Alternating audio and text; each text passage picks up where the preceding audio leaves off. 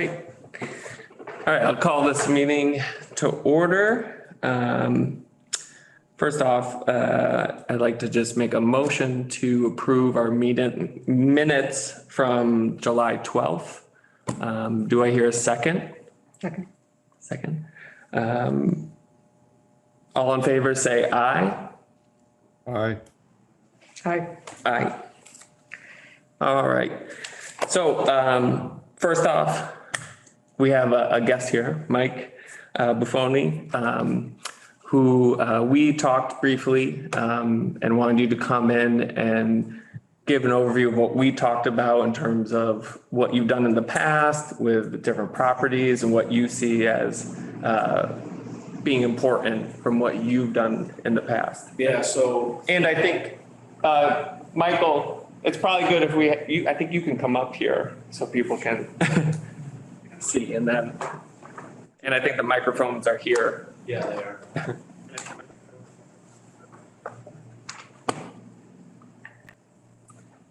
So, for the record, Mike Buffoni, I'm the water superintendent for the town of Stockbridge. And we do a lot of forestry work on our watershed. So when I saw Carol Owens's email she sends out with the updates, I saw the agricultural and forestry. I was like, wow, I never even knew we had one. So I think reached out to you, or you reached out to me, and I think through Patrick White. And it's exciting to see a committee formed or back in a working order. So, and I think you guys, your priority is probably the old growth stuff going on up in Laurel, I guess Laura's Tower. Ice Glen. Yeah, Ice Glen. I think that's it, where it kind of got started. Sure. And now we're looking to see how we can help with all the forests. Yeah, that's great. So basically we have over 300 acres up around the reservoir. And we have since, it's been probably pushing 20 years now that we've been doing anywhere from 30 to 50 acre cuts. Our forester is Jeffrey Jourdain from Beckett. He's been with us for over 20 years, and we will pick out an area to cut, and he does a cutting plan. A lot of times I go with him because I just like to see how it's done. He'll do a timber tally, and he puts the cutting plan together. It gets approved by Tom Ryan, the state forester. He comes out and walks everything, make sure the stream crossings are properly. We've put in a lot of our own bridges over the years. We just put a new one in this spring, some skidder bridges to save costs, and it's fun work to do anyway. But so Tom will come out, do an inspection. He will approve the cutting plan, and we put it out to bid, and we take the highest bidder as long as they can post a bond and all that. And Jeff is there because we are cutting around the watershed. He can get very picky, and with issues of tributaries going to the reservoir and water supply. And if we're cutting somewhat close in proximity to the water supply, he's there quite a bit, and I'm seeing quite a bit too. Especially if it's rainy and we've got a lot of mud being made. And we've gotten, I want to say, close to a couple $100,000 off the watershed property alone. Mm-hmm. Where we are currently, the last 2 years, we've been trying to sell a standoff poplar, kind of on the end of Quiet Knoll area where our new water tank is. And we're having a little bit of trouble selling that because people want to use long trucks, and we really don't want long trucks mm-hmm. going up. Quiet Knoll's a pretty small road, and mm-hmm. cul-de-sacs tight on the end. And mm-hmm. And I was, years ago, I was walking down the town hall hallway here, and there was a suggestion box on how to increase, Keith Rafferty was on finance then, and he asked, for a suggestion box on how to make some more money for the general fund. And I'm like, well, we got 330 acres of town land up on the up near the turnpike bridges on the western part of the town, and it does abut all the way out to West Stockbridge, and I'm like, let's look into logging it. So we're actually we've been messing around a little bit with it for 3 years, trying to get the property lines pinned down through old surveys and whatnot. It's part of Jeff's job. He goes through old surveys and goes on the GIS and looks for old surveys where property pins are actually set, and he can go and try to find them. And actually, John S. Lane abuts our property, and they just did a big cutting over there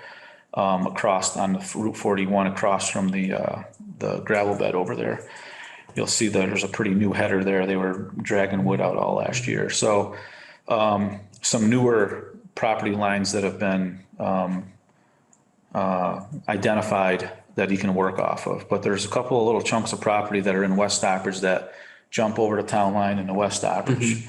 And having some trouble trying to figure out where that is because John S. Lane didn't go up that far. So that's the current status of that. He has walked it and done a cruise on the whole 300 acres, 335 acres. And once we get an access, which we're gonna try to work with John S. Lane to go through their header that they have right now. And there's another actual Stockbridge resident that owns property over there that we can maybe contact and ask him. And then we'll start putting some cutting plans together and harvest. We usually just do like, for the reservoir, we do a 30%. We're just doing like TSI, timber stand improvement. We don't go in there and really hammer any wood out. We did the ash because we knew it was gonna die. We went and did ash like 6 years ago, and we went back in, I think 2 years later when the ash borer moved into our area. And we did leave some reserve on the property, and every bit of it's dead right now. I was walking up through there the other day, and it's unfortunate, but, so pretty, conservative on the reservoir. And I would imagine Jeff would do the same thing on the. So do you do any replanting, or does it? Yeah, we do a lot of replanting. Usually after a cut, we'll probably put anywhere from 500 to 750 seedlings in of all different varieties. We've done white oak, red oak. Actually, Jeff with the red oak, he stratifies thousands of acorns every year in a bed that he has at his house. So we would just walk around with sticks and just pop holes and just drop an acorn into them. And That works. a lot of regeneration. We've done black walnut. We're trying the American chestnut. We actually do have some old stumps up there that every now and then we'll throw up a new shoot, but usually 8-10 years into the blight gets it and it kills it off. But it's fun to watch. But so yeah, we do a lot of planting, a lot of seedling planting. He gets them. I don't know where he gets them, but they just come in boxes and boxes. And do you ever manage for anything other than wood? Do you manage for wildlife or? We manage. I mean, the wildlife with the oak, is pretty much a wildlife, turkeys and deer and all the little critters as well. And the one thing we're kind of worried about, and I've been worried about, is we have good stands of hemlock where deer like the yard. We're gonna probably start losing that. Yeah. So we're talking about some white spruce, I think is kind of resilient. I can't remember what Jeff had said, but we have somewhat of a plan in place for that, which we're gonna, I haven't seen it yet on our property. We haven't seen it yet, but it's around. Is this A-brick that you're talking about? Yeah. And we would do the same on the other property as well. I don't think Jeff has any intentions of doing any more than a 30% cut on that property. How old are the trees? On that property, I'm not really sure. It hasn't been cut as long as I can remember. And I want to say the town took that property in lieu of taxes a long time ago. And access is so tough there. I don't think it's been logged. There's a lot of real high canopy and real open hardwoods. So it's not a lot of sunlight getting to the ground, to the forest floor. So, in light of that, I mean, that's really the only two properties that we really, you know, that I've been dealing with Jeff. And I guess on a monthly basis, you guys are gonna have meetings and there's any new developments on, you know, on stuff, I can just pop in and That would give be you great. guys an update and keep you updated. We just blazed all the property lines all the way around the entire watershed. Those were just blazed. We did them quite a while ago, so we wanted to freshen them up. And Jeff is working on, like I said earlier, the property lines on this new property and wants to blaze them when we know where they are. I keep advocating for field trips. Yeah. So invite us. I mean, I'd love to see it. Oh, yeah, for sure. There's some really rugged area up behind the reservoir, as you can tell by Yeah. looking up that way. But there's some real easy walking too. Yeah, we can certainly do Yeah, it'd be that. great to see. I think it would be, you know, hopefully I'd love to do some more visits. At some point, I know with the public open meeting laws, we have to be careful, but I do think it's important that we start seeing some of these so we understand better. Because I have anecdotally been, you know, people are saying, oh, I have a huge stand of really old, and they themselves believe it's an old growth tree, not an old growth forest, but an old growth tree. So at least when we're talking about some of these places where there could be like old mother, quote unquote, mother trees or grandfather trees, start identifying them as resources. Yep. Because I think, like you're saying, you're putting 500, 700 saplings in, making sure we can leave something that's Yep. propagating. Correct me if I'm wrong, but if we advertise it as a site visit, I think that's all we have to do. We just have to, I believe, Michael, that my understanding is that if we go out into the woods and it's not accessible to the public, we have to make sure that we don't discuss when we're out there. Yeah. So typically what you do is just go out, see the site, make a list of the questions that you have concerning the site, and then you need to bring the questions back and hold it in an accessible location. Sure. So that is part of it. But it still doesn't prevent you from going, you know, if you're going to ask, you know, simple questions like, is that an ash or an oak? But if you're going to get into substantive discussion, you need to make sure to bring it back and do it either at a meeting later or right after the site visit itself. Is it useful or, obviously nothing too quick turnaround, but do you see a need for any, applications for stewardship grants for funding any of this quote unquote, planning out these either blazing the properties or just long-term envisionment for the We property? did get a grant to do the forestry management plan, which Jeff is going to be doing an update on. We just actually had a watershed inspection from DEP in June, and I just got the report back this morning, and I haven't gone through the whole thing yet, but they do make recommendations and they do have requirements. But we will need to do update the forestry management plan because some stuff has changed. And the last time Jeff did get a grant for that, I want to say that was $6,000 and it covered the entire cost of it. So, and I don't know what once he gets the property lines figured out and we start planning on cuts up there and get access, that's another big thing. And he know, you know, this is his job, so he just lets me know what he's doing. But yeah, and if we can apply through the committee and make it that much more, you know, two people are coming at it, it'll make us hopefully get some money. And so with the way it works is budget wise with forestry, I think we have like a $3,500 a year budget, and it's in the tree warden's budget. Got it. Years ago, it used to be in the water department budget, but once we started logging, all the money that comes from any of the cutting goes back to the general fund. So we moved, it seemed weird for the water customers to pay for the forestry, and then the money goes back to the general.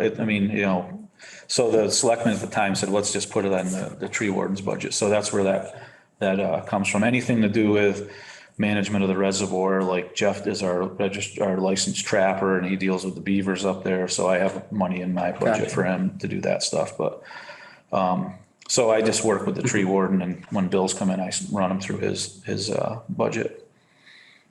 Well, I'm taking the minutes. I didn't catch the forester's last name. Jourdain, it's Jourdain. Great, Jeff Jordan. Yep. So since you're getting a forest, could you just share with the committee, with Matt, the management plans, or any other documentation that would be useful for us to have so that we can keep it, just so we know better what's being. Yeah, I can certainly forward a copy of the watershed plan or the watershed inspection. As far as any other documentation, I mean, the only thing I would really have is I have files on all the cuts we've done over the years, which are in the selectman's office as well. That's pertaining to the property. And we have a beaver management plan for the reservoir, but that's basically all I would have. Yeah. Watershed inspections, and they're pretty lengthy, and they go over quite a bit of stuff with us. Anything for the cutting and checking out the stream crossings, and we walk around the entire lake, and it's pretty. It's fun for me. I like being outside. Yeah. Yeah. The big property you're talking about that goes over to the West Stockbridge line, that's to some extent at least accessible by way of a Laurel Hill property now. Laurel Hill Association's got. Yes. The old. On Westdale, off of Westdale, right? Right. Yeah. And so I was the president of Laurel Hill Association until. Yep. Yeah. So I think if you needed to work out anything about access, they'll undoubtedly be willing to work with you on that. Yeah, I have been up on those logging roads that on the corner. I know Redways is up there too. And I know it gets pretty steep in there. I'm not sure if there's access up to the top of the mountain right there, but I haven't walked up there in quite a long time. So, and Jeff's been walking around there quite a bit lately, but he's been going over from the West Stockbridge side.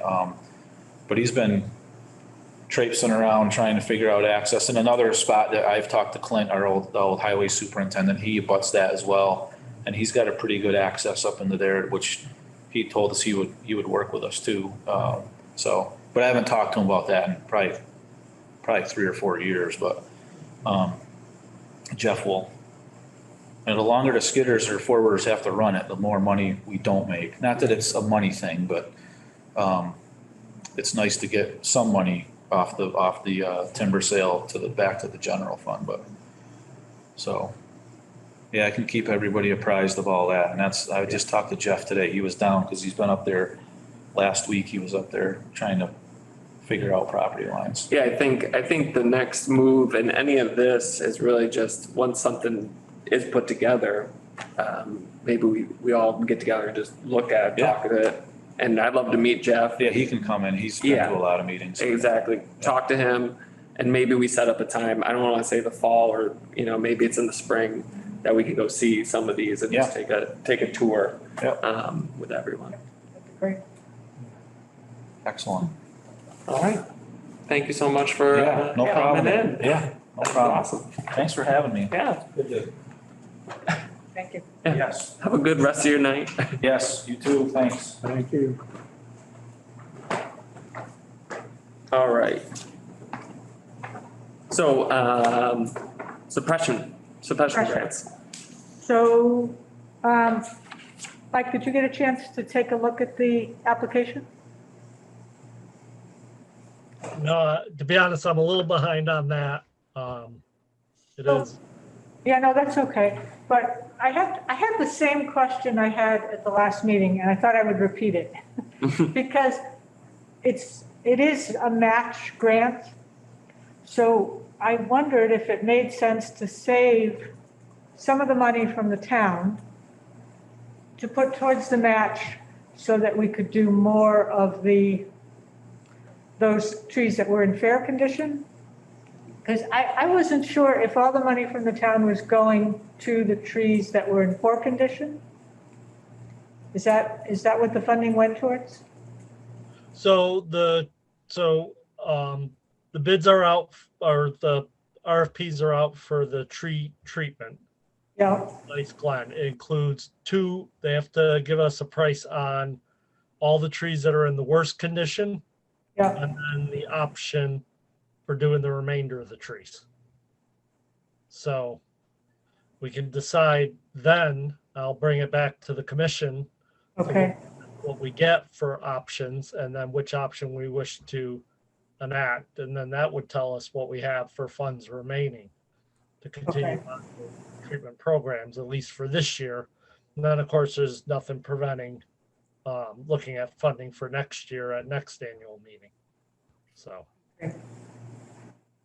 So it seems for my understanding is that it potentially, if they come back and they bid, it could be all the poor trees too, correct? If that was the second option. So so, the money is going towards Oh. potential of just doing the fair, or doing fair and the poor, depending on what they bid. so we really don't know what we would be asking for in the suppression funding then, until we get that information back. I would think so. Yeah. And if we use all the money from the town, do we have an idea of where the match would come from? How much are we thinking the match is going to be? Well, there's 226 trees in poor condition, about 123 in fair, so about half in fair condition. So until we see the bids, I don't know what the dollar amounts are. And when I talked to the person that this is going to, Sheila, I think her name was, she wasn't sure whether the match was 1-3 or 1-1. I mean, if it was 1-3, it would be quite nice. But I don't have a sense of what we're asking for until we know what it's going to, the actual cost of what's being treated. Right. I would think it's in the range of 10 to 20 tops, because there's only half as many trees in fair condition as there were in poor. Right. We have a match. That's about what we would need to come up with. Yeah, so I guess it's just, we're gonna have to wait and see what the Okay. bids come back with, what we end up being able to do, and go from there. When will we know that? Oh, I wish I had it in front of me. August 25th is the deadline Okay, for the response. With treatment between the 15th and of September and October 15th, with the conditions of ground soil at 40 degree, all the stuff that DCR had put in theirs for the minimum requirements in order for right, treatment to be effective. So, okay. So that timeline is fine. We have, I think, till early November to submit the grant. right. Question for you. And to clarify for anybody who looked at the, at Carol Owens' piece recently, we're talking about ongoing invasive suppression. This is not fire suppression. This is continuing to treat the trees at Ice Glen after this initial round of treatment that we're paying for. So, Can treat other trees. yeah, right. So with the suppression, from what I remember, when we first talked about it, suppression grants would follow like the next year. We wouldn't start doing it immediately. Correct. So then this fall, we're paying for it, and then the suppression grants would be for next spring, Correct. fall, whatever. Okay. Yeah. Right. I think the new applications come out in early September. So would the town be requesting to get that? I mean, what I sent you was last year's application. Yeah.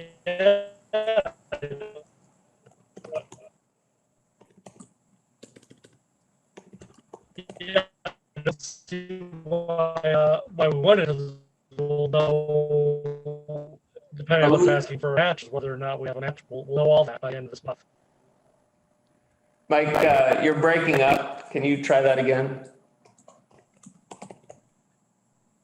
Well, I was gonna say, we will know our numbers by the end of the month, so September will be a perfect time when that application comes out to know exactly what we can match. So, yeah, that all works. So I think what we'll do is, if it's August 5th, 25th, the next meeting, we will talk about it. If we get, any proposals, we'll review them. And that's when we should probably, hopefully we can make a decision, and then move forward by the November meeting to have something put together. It's due by the October meeting, we should, but it's due. Oh, gotcha. No, October. It's due in November, yeah. Got it. Okay. Thank you. No, thank you. And you're up again, Lisa. Final thing, community garden. I just wanted, I don't have any great ideas.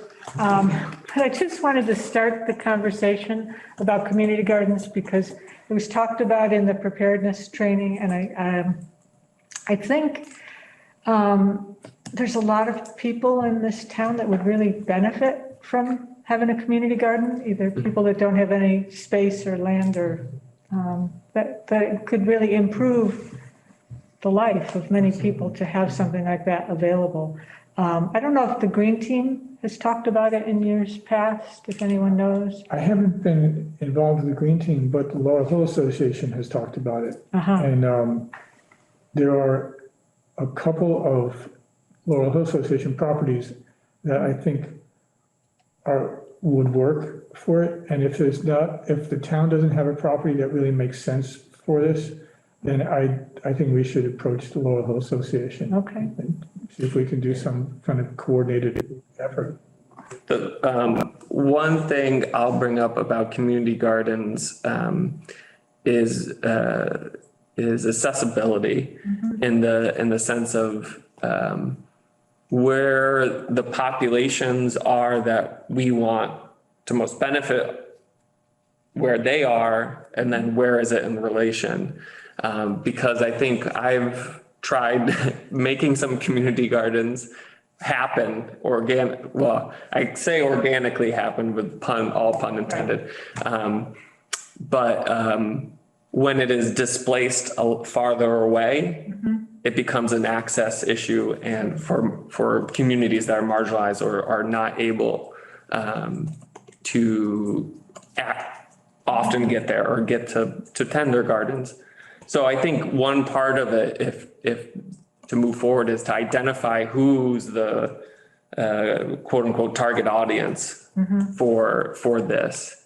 Because the other thing is when you brought up community gardens, I also think about just access to food in general, which I'm not going to bring it up here, but at some point, I've heard a lot of want for farmers market, but to keep it on community gardens. So I think it's like, if we want to move forward with this, it's kind of reaching out to people that we think would like it and ask them if they would like it. Because that's the other thing is, I feel like there are some places where it'd be really cool to happen, but if there's no one that's able to manage it or be invested in it, and then we can get them here and talk to them about it. So do you have an idea on that? Well, I don't have any personal contacts, but I'm thinking about, and I think they already have kind of a communal garden, but and this is not public land, so this is where I get hazy, but maybe we can support in some way. There is the condos, was it Pinewood? Down on going off into West Stockbridge. I know they have kind of a communal garden situation, something in the middle there. I don't know who does it and who's active in it. But I'm also thinking of the condos up here right before Marion Fathers. as a potential people that might really be. And they do have some lawn space, so. So there was a housing representative at the preparedness meeting. You know where he was from? The resilience meeting, Yeah. what, Michael, do you know who represents the condos on the hill before Marion Fathers? Nobody can find it out. I think, yeah, there was someone who was partaking in the resilience meetings that was representing them, but I don't know their name. Yeah, I don't remember his name. Yeah. But yeah, if you could find it out, I'd be willing to contact him and see Yeah. if there's a need or if they're interested. Right. And, I know there are, for context as, to further the discussion, I've worked with Greenagers installing, community beds. So they have probably a good beat on who they've, worked with in the past or who they like to work with. Will Conklin. Will Conklin. Okay. Will. Trying to think of anyone else in Stockbridge. But then, so this really brings me back to, I think the heart or the need that's being addressed is the access. Access to the fresh food. So to expand it, to really think about what it means to have that access. So whether it's a community garden or it's some way to receive fresh vegetables somehow. This is a great question. And I love that this is where we are thinking about. So at some point, I would also love to put on the record that we should set for a future agenda to talk about farmers market and begin that discussion. And I think we will start getting more visitors very quickly. Yeah. That's another thing that's come up with the Laurel Hill Association. One or two properties that, have been raised as possibilities. So again, something we could. Yeah. So it would be great if they would come to a meeting. I know you invited them. Yeah, they would. It would be nice to hear from them. It seems like so much of what we do intersects with them. Yeah. It'd be nice to have a conversation with them. That being said, to wrap up, community gardens, maybe part of this, besides reaching out to a few people, is to reach out to Laurel Hill and write a letter to invite someone to come talk. Or I can give a call to someone to see if they'd pick up the phone for me and have them come in and share with us, kind of like Mike, hopefully. Great, yeah. Just one thing before you leave community gardens. Once you find the land, there's some expense involved. You got to test it, you got to plow the soil. And because of the deer issue here, if you want anything, you got to put in fencing. Yep. Those are expenses and they would have to come from the town.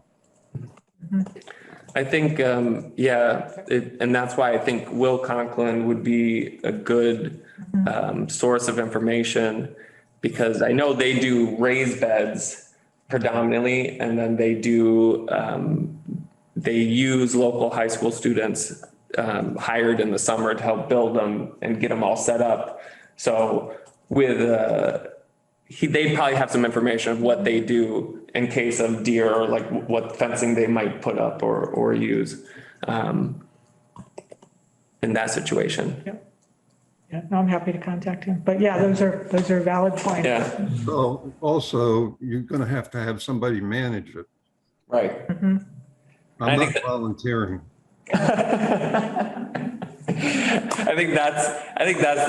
agree with that, because a lot of people do want to have a garden. And I think unless you have someone who's very passionate, who wants to do it, I want to make sure you're not just plopping a garden and then it becomes a weed. Yeah, no, I totally understand. Yeah. Yeah. Good. All right. So one last thing. Yeah. The tree warden, can we invite him again? Yes, so a quick update about that. I almost put it on there, but it's, I have talked to him. He couldn't come this month, but he said he could possibly come next month. So I would tell him when the date and time was. Great. Thank you. So I am in touch, and then we'll put that on and talk about Tree City. Great. Tree City. All right. Anything else, Eric? No, I'm good. Good. All right. So just for timing of all this now, because we did bring up the suppression grant. So if we're getting applications coming back August 25th. So that's Wednesday.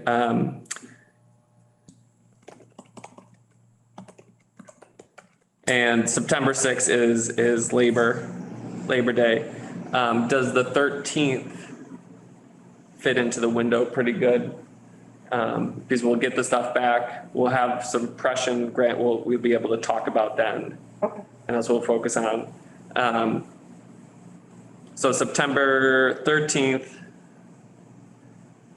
6:30, same place.